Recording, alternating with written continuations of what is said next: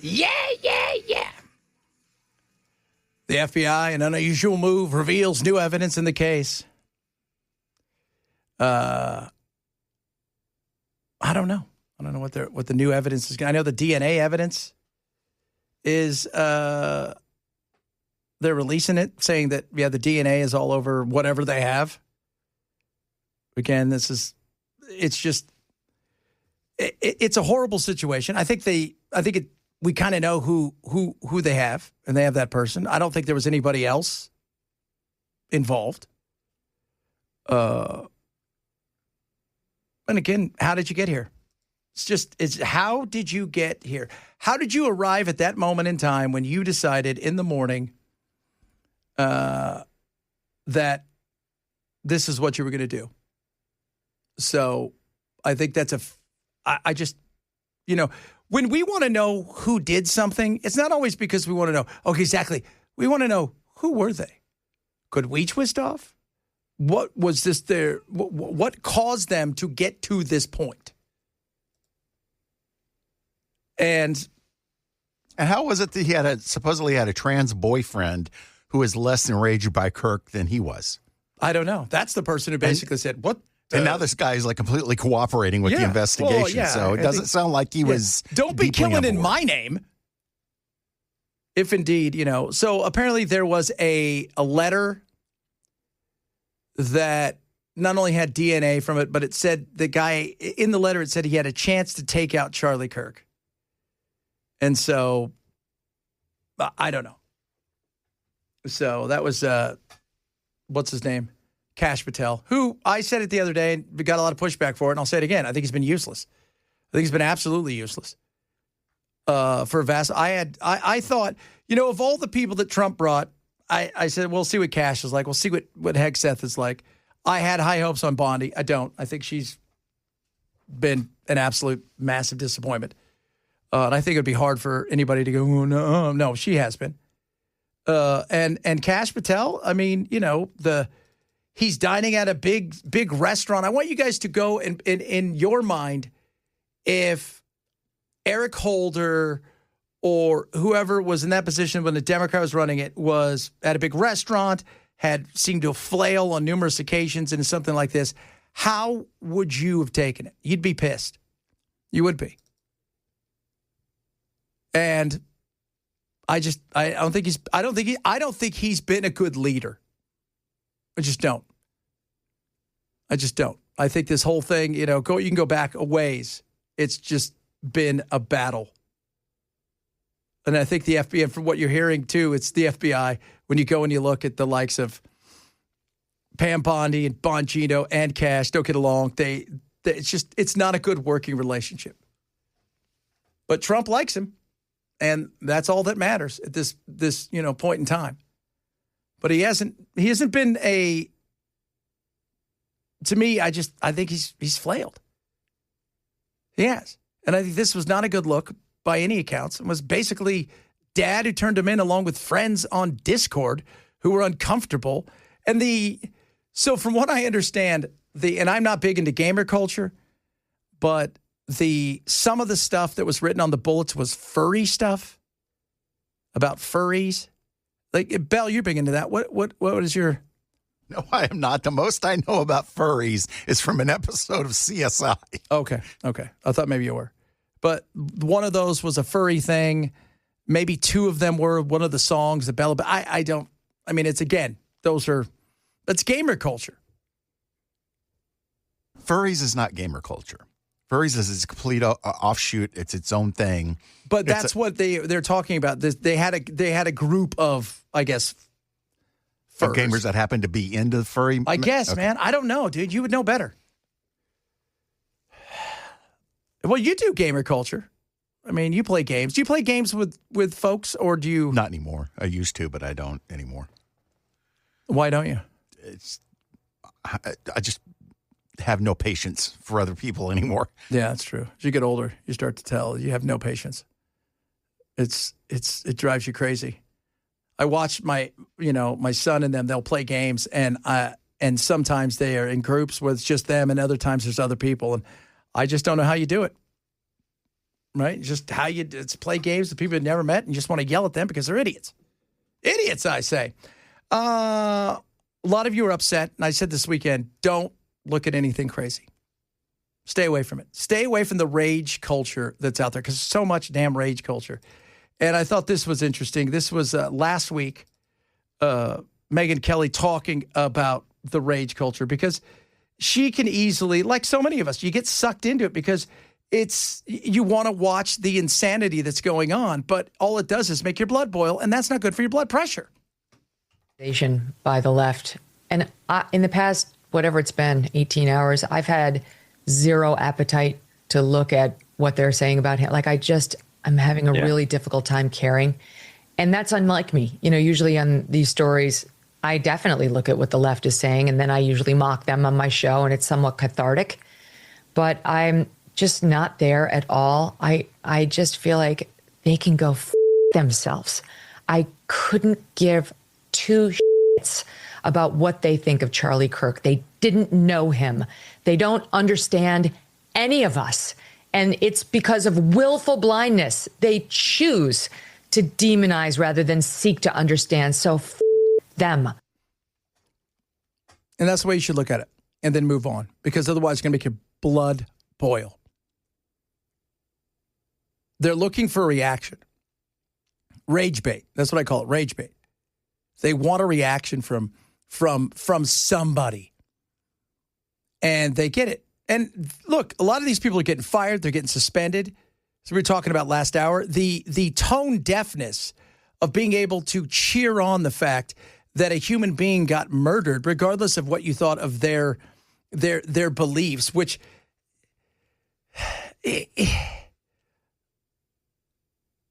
look, there's a lot of people out there who say a lot of crap. And Charlie had hard beliefs on stuff as far as how he was built and the way he thought of things. None of them were evil. None of them were. I mean, we can debate, the some of the stuff he said about civil rights or some of these other things. Okay, but to think that he was full of hate, that so many people thought, that's so asinine. Not even close to being full of hate. Trust me, there are people out there that live to rile people up and will say the most outrageous. Charlie didn't say outrageous things. He said things to the average person that might be outrageous. And why people felt he was so much of a hate monger and stuff is because of what he had built.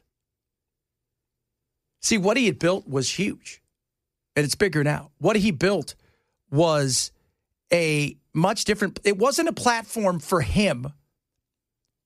He built Turning Point. It wasn't just an him thing.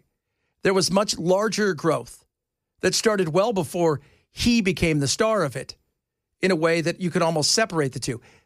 That's the reason why, because success will always breed haters. When people see the likes of Nick Fuentes, right? So if you guys know who Nick Fuentes is, there's this big thing out there that Nick was the one who had him killed, right? Nick is a troll. He's he's a hard right nationalist. He's a caricature, but he's not building anything outside of whatever brand he's building for himself. And so with somebody like Charlie, it's bigger. It's way bigger. So the frustration comes from the fact that there is 3,000 plus people to see him speak. And there are giant areas in which they take over a town when they come in for one of their big events, like Chris and I would talk about. And here it is, oh my God, whether it's in Dallas or Florida, and there are all of these people to come and speak, and it's big. And this is not about the growing the brand through saying most ridiculous things you can. You know how easy that is? It is the easiest thing to do. And he didn't. He went and debated people. I thought it was cool. I did. It was great that he went and debated because, quite frankly, as both Bell and I have said, I'm not a fan of people. I just get over it. But he went there, and he grew something into something that was formidable, that was something that not only was political, but it was part of pop culture, which is the other side of this. So much of what people hate in a moment had zero to do with passing bills. It had zero to do with the day-to-day thing that we think of politics. It had a lot to do with culture. And as we have talked about numerous times on the show, the culture wars, especially for the young, are big.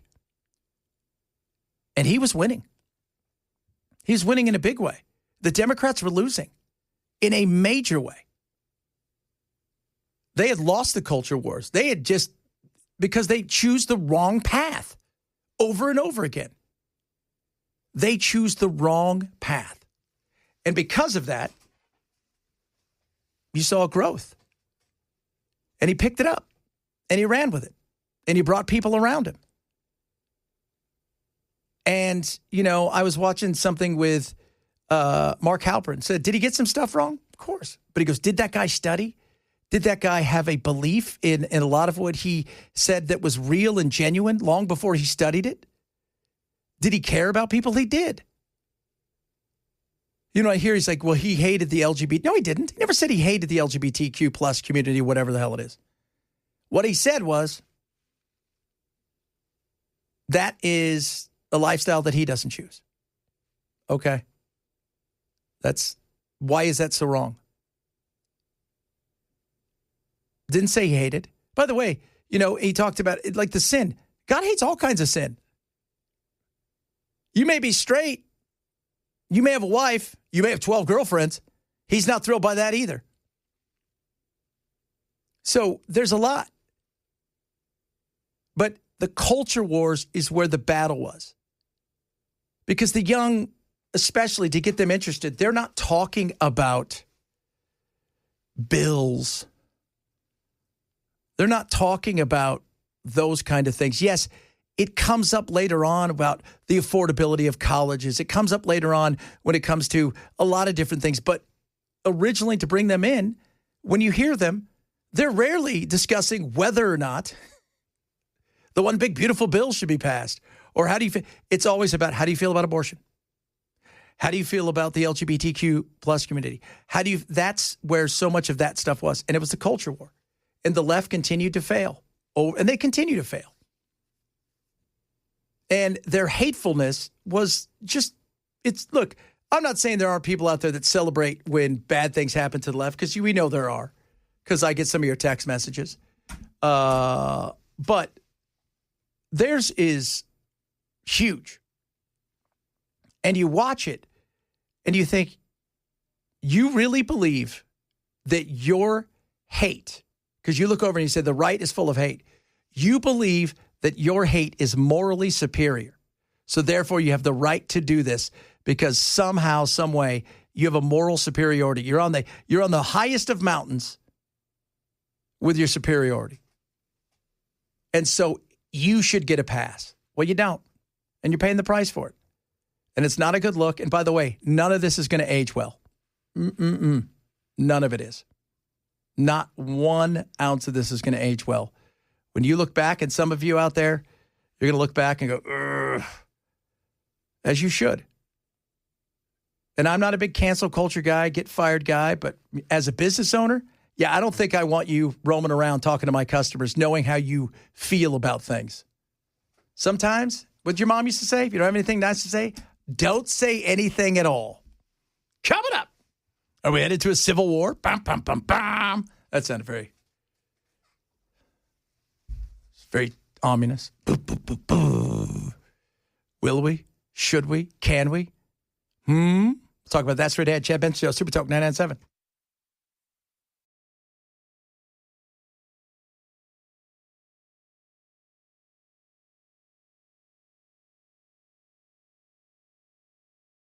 That's right. So let's see here. Romania, and then you went over to Poland. It's getting spicy, boys. Yeah, Poland is not happy about what's going on in Belarus right now. No. Belarus is basically a vassal state. Whatever Putin wants, he gets. And the thing is, there was, if he is serious about just going in and taking over everything, he's not going to go from where he's coming from. He's going to go right through Belarus. Because Belarus, if you go through there, you're going to lead right to Kyiv in a fast way. And I think they're starting to think, screw it, we're just going to take everything over. It's getting nasty over there, boys. Whoo! Yeah, Poland is itching for it. They are itching, aren't they? They've got troops right there on the border. They are ready. Like, they are. It's understandable. Oh, absolutely. Absolutely. It's understandable.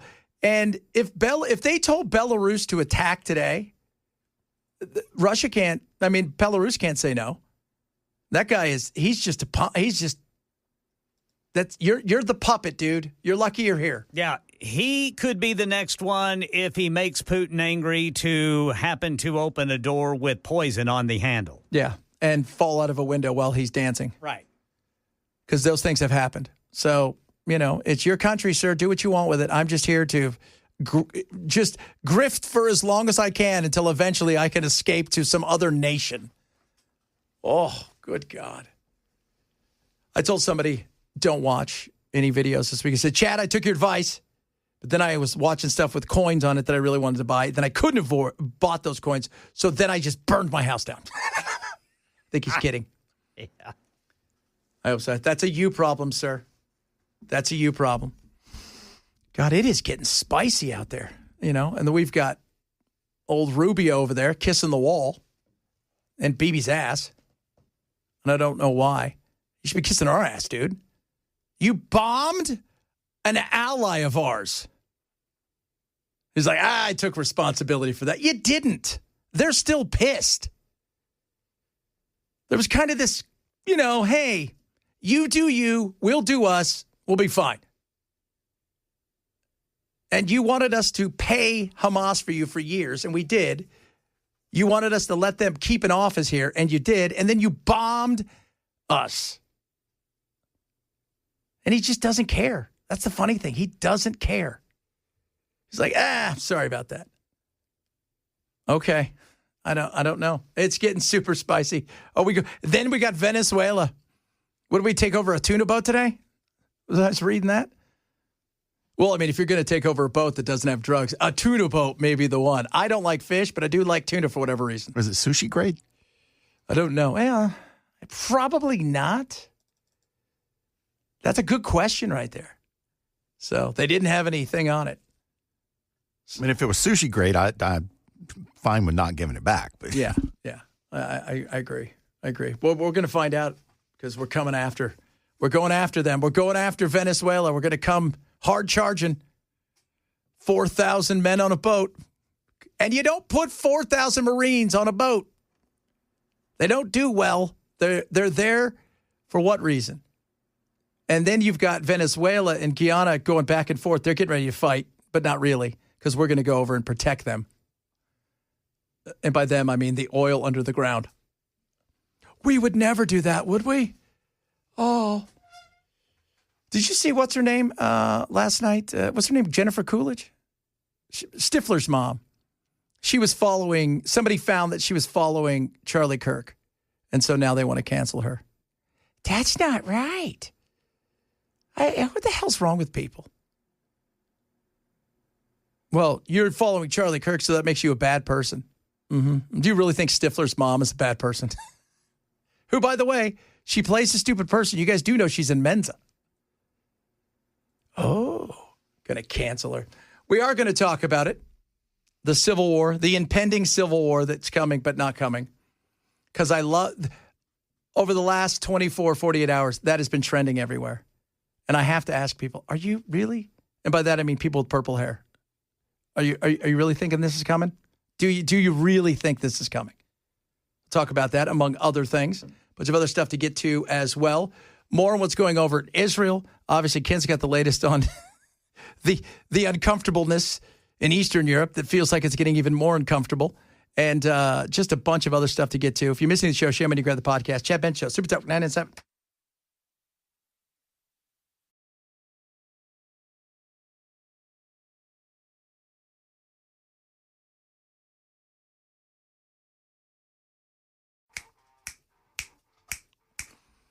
You guys want to know something scary but cool? The Golden Girls was 40 years ago. Was it yesterday, I think, that they debuted? Those ladies were all supposed to be in their 50s in that show. On the show? God, they look ancient compared to people now in their 50s. I know, right? I mean, look at us. I mean, we're a mess, but still, we're way better than that. I think. And wasn't the one that played the mother, she was the youngest? Yeah, she was like, well, I think Rue McClanahan was only 51.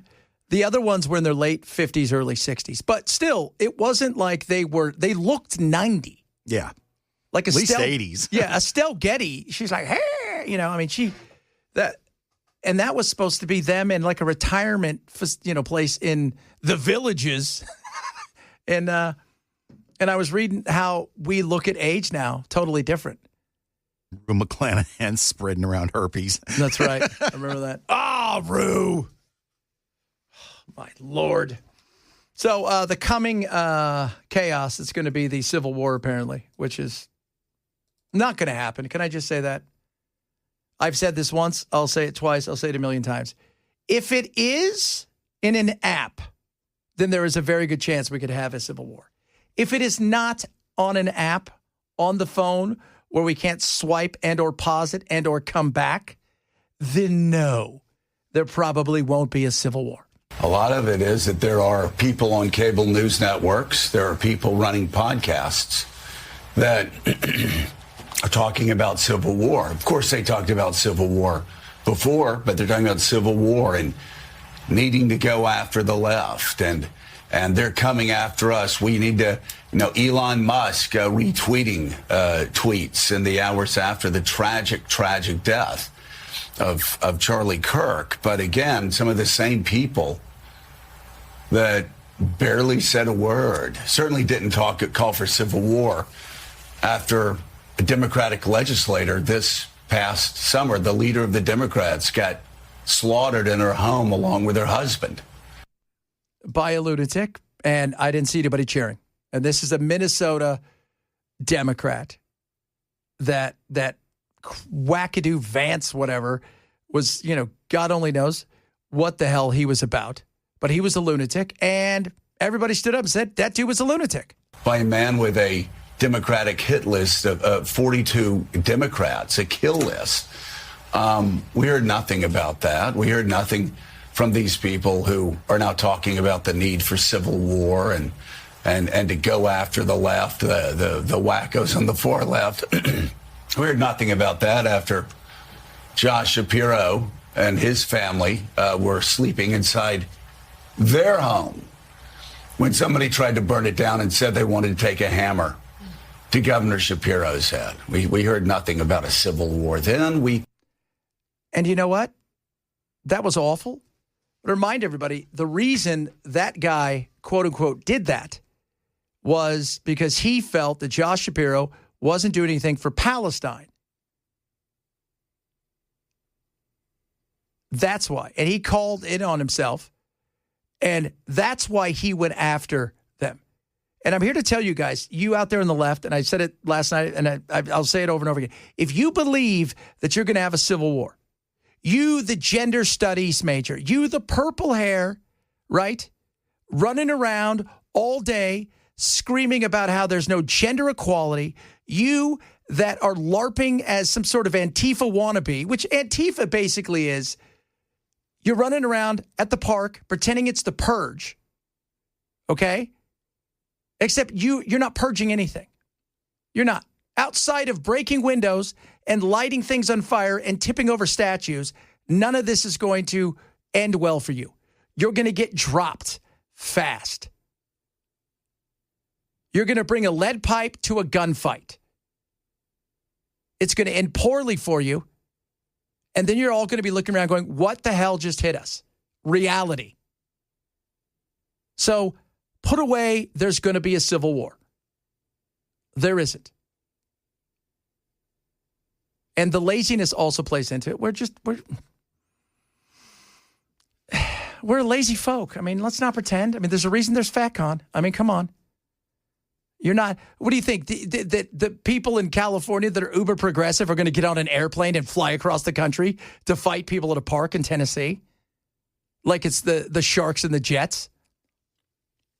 Well, if it's a dance-off, I've got news for you. Chances are the Republicans are going to lose. But it's not going to be a dance-off. It's going to be an ass whoop-off. And we know what's going to happen. So stop it with the, oh, there's going to be a civil war. Oh, you better watch out, Republicans. And people on the right, just ignore them. It's just the best thing to do. A civil war. Good God. You people. Speaking of Josh Shapiro, it's actually talking about this. Okay, he doesn't like any of this.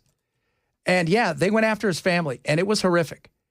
And that was a whack job, again, that had nothing to do with somebody on the right. It had all to do with the guy was pissed about Palestine and felt that Josh Shapiro wasn't doing enough at that time about this. I think we need to be universal in condemning all political violence. I think that's a responsibility of all elected officials, Republicans and Democrats. I agree. 100%. Enough. Take the temperature down. Take it down. There is enough wackadoos out there who also don't understand that a lot of what is said has, we like to say, some mustard on it. A little bit of mustard. Right? A little bit of something. Okay? I'm not talking about mayonnaise. We love mayonnaise. I'm talking a little mustard. That it's a little bit more. That we push it a little bit more. That maybe there's some stuff on there that you say to get a reaction, to evoke a reaction out of somebody. Right? We talked about earlier the rage bait. That there is that out there that not everybody is sure, is that guy kidding? It's the whole Cousin Eddie thing. So if you remember Christmas Vacation, where Clark loses his mind and wants somebody to go up and get his boss. And he's saying it in a way where he's pissed and angry, but he didn't really mean it. But Cousin Eddie didn't quite understand. And he goes and does it. Not everybody gets that some of it is theatrics. We cannot allow any political violence to be viewed as acceptable. And as I said before, this has targeted Democrats and Republicans, people on the political left and people on the political right. So we need to just cool the jets, have conversations. And the people that are lost, that are going to scream and yell, those are the ones that need it the most. The people that are going to come out and say horrific things about Charlie Kirk and the people on the right, they're the ones who need it the most. They're the ones who are hurting the most. They're the ones who are struggling the most because they've been fed a crap ton of lies about how much the people on the right are evil and bad, about how much the people on the right are the worst of the worst, about how much the people on the right are nothing but Nazis and rednecks and knuckles draggers. And that's not true. You and I both know that. Well, a few of you, but outside of that, most of you, no, you're awesome. I was watching this thing the other day on the old TikTok. Chinese TikTok. Don't trust China. It was this lady who moved from California to Florida, and they moved to a super MAGA place. And her husband was British. And all they talked about was how wonderful everybody was, how nice they were, how kind they were. That politics rarely came up in their conversation, even though they had Trump flags, even though they had all of those things, that they weren't hiding who they were. But they didn't care that you weren't that as a neighbor. They didn't care that you had a differing point of view. They didn't care about any of that stuff, which is the way it should be. Absolutely, it's the way it should be. I think we need to get back to more of that. And when I see people that tweet or text and say, these people are evil and bad, well, they're the ones that need the most help. They're the ones who need to be conversed with. They're the ones who are the ones who've been sold a bill of goods. So many of these young women have been sold this bill of goods because a vast majority of the stuff that I saw over the last several days, minus the weekend, which did not pay any attention to this stuff because I needed a break, is mostly women. Mostly women pissed and angry. Mostly women screaming and yelling and throwing a party for themselves because they think they won some sort of trophy over this. And they didn't. I go back to what James Carville said. There are too many preachy females in Democratic campaign culture, all right? And we come across to people as judgmental. Yeah, that's it. Judgmental. And the reason that Charlie talked to people in places where he knew it was going to be a bit of a battle is because he knew that you go to, Jesus went to where the sick were. Right? He went to where the trollops were, if you will. The trollops, the gamblers, the den of thieves. Oh, he went to the places where, hey, these people are the sickest. They're the ones who need the message. They're the ones who need the conversation. They're the ones who need to hear a different point of view that's not full of hate and anger.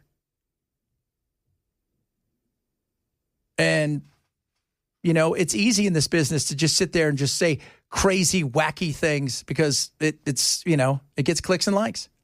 And that's a lot of what these people are doing. A lot of these people that did this and said this, some of them feel this way. Some of them, they thought they'd get a good shock. They didn't realize they were going to get fired or this was going to follow them for the rest of their lives now. But that being said, you're screwed. Did you really mean that? Not because you were going to get fired? Did you really mean these kind of things? Well, then why did you mean that? Have you ever had a conversation? Well, I've heard things. You've heard things out of context, probably. Both sides do. We all hear things out of context, but the left has stuff out of context that's spectacular. They never bother. We have more access to information than ever before, and yet people use it less than ever before. They don't use it at all. They don't bother to take even a second to go, was that really what he said about gays? Is that really what he said about this? Is that really what he said about that? Instead, that just sounds totally correct. Yes. I believe in that, Bell. Vilified him properly. That's exactly. I believe, Bell, that he's an evil person, and I heard him say something that I thought was evil, and because of that, even Stephen King had to apologize. He came out and said he made a giant mistake about, wanting to stone the gays and all this kind of stuff. Well, it's sort of a I'm sorry, not sorry kind of apology. And I'm not saying you have to believe what the right is. I'm not saying that, but I, when I see, like today, this morning and stuff, I engaged with a few of the people that are really angry. And a few got back and a few didn't. But why the anger and hostility? Why? Because trust me, it wasn't that the anger showed up that day. It's been brewing for a long time because somebody's been feeding it. And that includes the algorithms. Chances are professors in some areas. So those are the people that conversations need to have. Those are the people where we need to sit down and say, well, what binds us? Where's that area where we agree on stuff? And then we can talk about some of the other stuff. Coming up. Who knows what? We got a lot of stuff. Did you see the number one movie this weekend was? Yes, and I forgot. It was the anime movie. Oh, yeah. $70 million. Ken just looked at me and goes, there was an anime movie that came out? I didn't know that. Yeah. It was mad. Yeah. How's The Conjuring still doing? Conjuring did well. Speaking of that, I got Conjuring news, too. Woo, all right. Baby, we'll do that straight ahead. Chad Benson Show. Super Talk 997.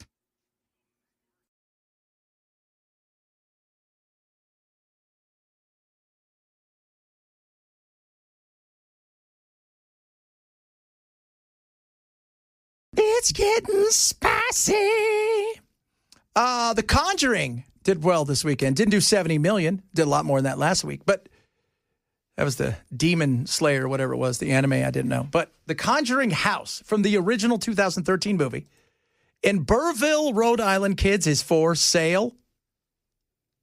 So this is the real life place. Okay, it's 3,000 square feet. It's a farm. It's got like 14 different rooms. And it goes on sale. It's an auction. Friday, October 31st. 11 a.m. local time. Guys, we're getting our pennies together. We are ready to rock this thing. What do you think it sold for the first time? Were the movies What out? year was it? 2022. And what's it up for sale now? Well, I'm not telling you. That's going to be at an auction. I don't know. I'm gonna guess 300,000. Can't? $1 million. 1.5 million. Wow. I know. So don't worry, though, because we found out it's haunted. So that should help. Yeah, I'd be careful fishing at that pond out back. I would, too. The lady that has it now, people have complained she hasn't done anything with it. And she's spectacular, by the way. I just want to point that out. So this is where it gets really interesting. She's had some DUIs. I guess she's had some issues with that. So she can't get entertainment licenses. And she's also a spirit medium. She's a medium. And on top of that, she had to fire some of her staff because Arnold, the guy that used to live, so this is the Arnold house, he was telling her that the staff was stealing. So there's that. But you can Stealing stuff from the home? from the home, stealing stuff from they had T-shirts and stuff like people were stealing. Gotcha. Yeah. Yeah. So the previous owner, though, not the medium, but the lady before that had it, said, "Look, I only stayed there a few times. It was creepy. Stuff moved. I didn't like the lights came on and off. There was always a sense of stuff happening in the house that I didn't like. So it was more of, I think it was going to be a project, and didn't work. And by the way, the lady that has it now, she wanted to buy the Lizzie Borden house, but that didn't Didn't happen. somebody just buy that? Was it us? We buy that one? That No. seems like something we'd do. It does, but I think that house just sold. Doesn't some comedian Matt have- Rife. Yeah, he's got all of the stuff that apparently Ed and Lorraine Yeah. Warren kept down in that room. Yeah, he's got it. So he and his buddy are now the owners of all of that, including the Raggedy Ann doll that is Annabelle. So there's that one. Man. Crazy, baby. Crazy. Coming up, hour number 3 of the Chad Benson Show. Super Talk 99.7.